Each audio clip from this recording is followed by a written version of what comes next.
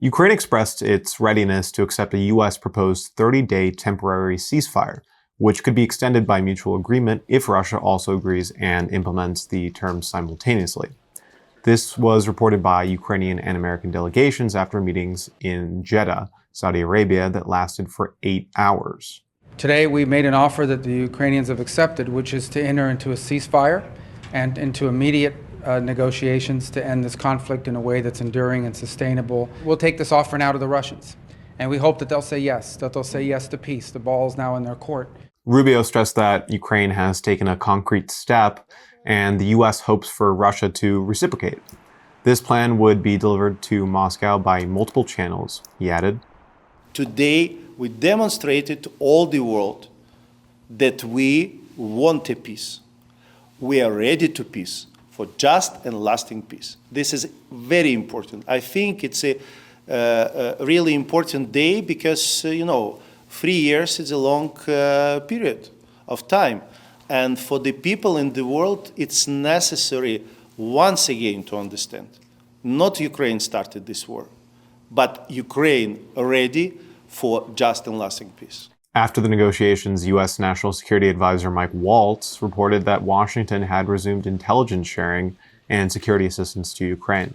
As a result of this positive step forward, the president has decided to lift the pause on aid and on our security assistance to Ukraine going forward. And that's effective immediately. According to the head of the Ukrainian presidential office, discussions on a proposed temporary ceasefire in Russia's war against Ukraine are set to begin next week at a technical expert level. Teams will start going through all the details. Expectation of the world. Russia needs to say very clearly, they want peace or not. They want end this war, which they started or not. If the Russians agree, the silence will take effect at the very moment. This was stated by President Zelenskyy in his evening address. Speaking about the U.S. Ukraine talks in Jeddah, he underlined the Ukrainian position is absolutely clear. Ukraine has been seeking peace from the very first second of the war. Our Ukrainians' proposal for this meeting with the Americans consisted of 3 points. Silence in the skies, meaning no missiles, bombs, or long-range drones, and silence at sea, and real measures to establish confidence in this whole situation in which diplomacy is ongoing, which means primarily the release of prisoners, our military personnel and civilians, and the return of Ukrainian children who were taken to Russia. During the discussion, there was a proposal specifically from the American side to immediately take the first step beyond that and try to establish a complete ceasefire for 30 days, not only with regard to missiles, drones, and bombs, not only in the Black Sea, but also along the entire front line. Ukraine accepts this proposal, we consider it positive, we are ready to take this step. Zelenskyy stressed that the time has now come for the whole truth, and Russia must show whether it's ready to end or continue the war. Meanwhile, several European leaders have commented on the decisions made during U.S.-Ukraine negotiations in Saudi Arabia. French President Emmanuel Macron posted on X that he welcomes the progress made, particularly regarding the idea of a possible ceasefire. However, he echoed Rubio's words that the ball is now in Russia's court. Lithuanian President Gitanas Nausėda emphasized that Ukraine once again showed its willingness to seek a just and lasting peace. The UK Prime Minister Keir Starmer welcomed the agreement, stressing that now everyone has to redouble efforts to get to a lasting and secure peace as soon as possible. His Polish counterpart underlined that Europe stands ready to help reach a just and lasting peace. The European Council President Antonio Costa and the European Commission President Ursula von der Leyen welcomed the news from Jeddah, stating that the EU is ready to play its full part together with its partners in upcoming peace negotiations. A 47-year-old woman was killed and 14 people were injured after Russia launched a double missile strike on Kryvyi Rih on the morning of March 12th. Civilian targets were deliberately hit, reported the head of the Regional Military Administration, Serhiy Lysak, on Telegram.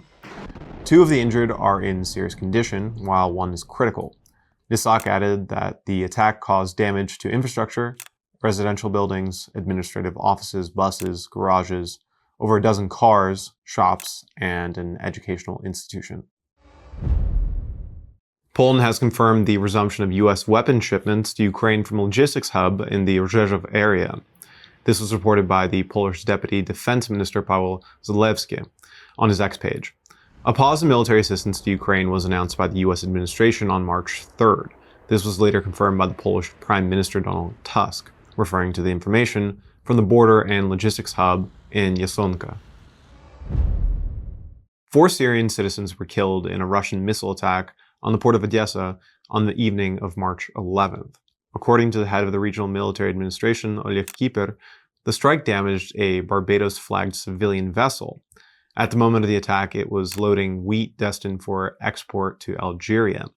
The youngest victim was 18 years old, the oldest 24. 2 people, a Ukrainian and a Syrian, were injured. Additionally, 1 more ship, a grain storage facility, and shipping berths were damaged. U.S. President Trump hopes that the Kremlin leader Vladimir Putin will agree to the U.S. proposed ceasefire. Commenting on the meeting between Ukrainian and American delegations in Saudi Arabia, he underlined that U.S. representatives are going to meet their Russian counterparts to discuss the ceasefire plan over the coming days. Ukraine has agreed to it, and hopefully Russia will agree to it. We're going to meet with them later on today and tomorrow, and hopefully we'll be able to wipe out a deal. But I think the ceasefire is very important. If we can get Russia to do it, that'll be great. If we can't, we just keep going on and people are going to get killed, lots of people. Ukrainian defenders repelled a Russian assault in the Donetsk direction. A video of combat actions was released by the 28th Separate Mechanized Brigade. As the defenders reported, instead of attacking with small groups, Moscow forces started sending turtle tanks with infantry. The result didn't change, however, added the Ukrainian fighters. The aerial reconnaissance team spotted the Russian column and adjusted their artillery and drones. The tanks were met by UAV units, who destroyed 2 Russian tanks and forced another 2 to flee, leaving the Russian infantry exposed. Nearly 23% of Ukraine's territory, which is 139,000 square kilometers, remains potentially mined, reported the Ukrainian Prime Minister Daniel Kosoy. He stressed that clearing the country of mines as soon as possible is the strategic goal. As of now, 84 demining operators are working on this with 225 demining machines involved. Some of the equipment, according to Shmihal, is produced in Ukraine. Since last year, over $12.5 million has been paid out to farmers who use private operators to demine agricultural land. The work on this program is ongoing, and we have almost 360 applications from farmers. I'm grateful to our partners in the demining coalition. First of all, these are the United States, Switzerland, the EU, Japan, Norway, Germany, Canada, the Netherlands, and Sweden. In total, about 50 countries. The U.S. will make contact with Russia today, Wednesday, stated the country's Secretary of State, Marco Rubio. He noted that Washington hopes to have a positive answer from Moscow. Now we all eagerly await the Russian response and urge them strongly to consider ending all hostilities so people will stop dying, so bullets will stop flying, and so a process can begin to find a permanent peace. I think the first step in all this is the acceptance that there is no military solution to this conflict. In reference to meeting the Ukrainian delegation in Saudi Arabia, Rubio said that talks, in particular, covered the topic of what a negotiation process would look like. Russian forces are trying to put maximum pressure on the Ukrainian troops in the Kursk region. This was stated by President Zelenskyy during a press conference. Our troops in the Kursk region are performing their tasks. The Russians are trying to put maximum pressure on our troops, and the military command is doing what it has to do, saving as many lives as possible. We understand what the Russian side will demonstrate in the coming days. I think the issue is not even that they are raising the temperature in the Kursk direction. There will be different intimidations, including those of nuclear nature. We need to understand that this is also a clear mythology of Russia's actions before any form of diplomacy. We need to be objective and respond to real threats, not just informational ones. According to the General Staff of the Armed Forces, over the past 24 hours, 33 combat actions have taken place in the Kursk direction.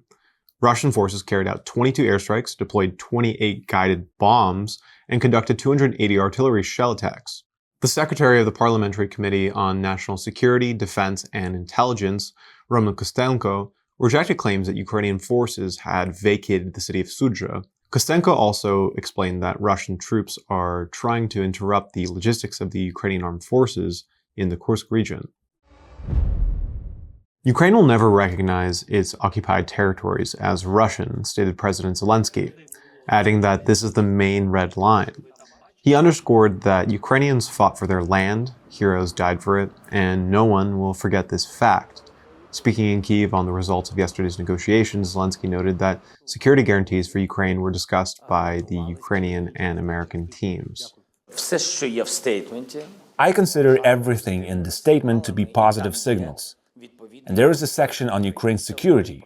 This means that this topic has been discussed. Still, we will talk about security guarantees in more detail if there is silence for 30 days. These 30 days are given to prepare a draft. We have our proposals, but we will draft the steps that we will agree on with our allies and formats of security guarantees which Ukraine will have after the war is over.